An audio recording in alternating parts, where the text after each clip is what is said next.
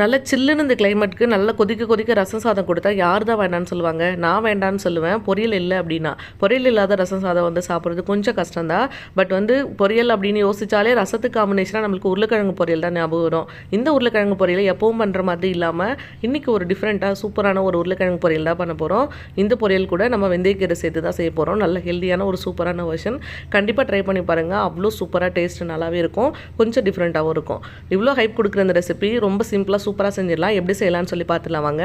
இந்த ரெசிபி செய்கிறதுக்கு இன்றைக்கி ஒரு இரும்பு கடை அடுப்பில் வச்சுட்டு கொஞ்சமாக வந்து எண்ணெய் விட்டுருக்கேன். இதில் கொஞ்சமாக கடுகு உளுந்து எல்லாம் சேர்த்து நல்லா பொரிய விட்டுட்டு ஒரு வெங்காயம் குட்டி குட்டியாக கட் பண்ணி வச்சுருக்கேன். அதையும் சேர்த்து வெங்காயம் நல்லா டிரான்ஸ்பரண்ட் ஆகிற அளவுக்கு நல்லா வதக்கிக்கணும். அதிலே வந்து பார்த்திங்கன்னா வெந்தயக்கீரையை பொடி பொடியாக கட் பண்ணி வச்சுருக்கேன். அதையும் சேர்த்துக்கிறேன்.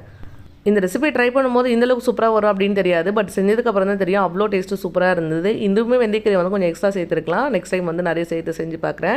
ஸோ வந்து பார்த்திங்கன்னா அது கூடவே கொஞ்சமாக மிளகாய் பொடி, அதுக்கப்புறம் கொஞ்சமாக மஞ்சத்தூள் மட்டும் சேர்த்துட்டு நல்லா வந்து ஆல்ரெடி வேக வச்சு வச்சுருக்க உருளைக்கிழங்கு சேர்த்துலாம். பேபி பொட்டேட்டோவாக இருந்தால் அப்படியே சேர்த்துக்கோங்க. இல்லை வந்து பெருசாக இருந்தது அப்படின்னா குட்டி குட்டியாக கட் பண்ணிக்கோங்க. வெறும் மஞ்சத்தூள் உப்பு மட்டும் போட்டு வேக வச்சுருந்தேன். அதையும் இது கூட சேர்த்து நல்லா வந்து பரட்டி விட்டுருங்க.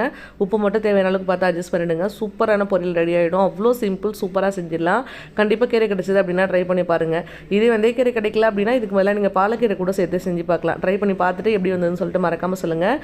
இது ரசம் சாதம் கூட மட்டும் இல்லை, தயிர் சாதம், அதுக்கப்புறம் சாம்பார் சாதம் எல்லாத்துக்குமே சூப்பராக இருக்கும். பட் இந்த விதற்கு ஒரு டைமாவது வந்து நீங்கள் ரசம் சாதம் கூட வந்து ட்ரை பண்ணி பாருங்கள். அவ்வளோ டேஸ்ட்டும் சூப்பராக இருந்தது. எல்லாருமே கேட்டு விரும்பி வாங்கி சாப்பிட்டாங்க.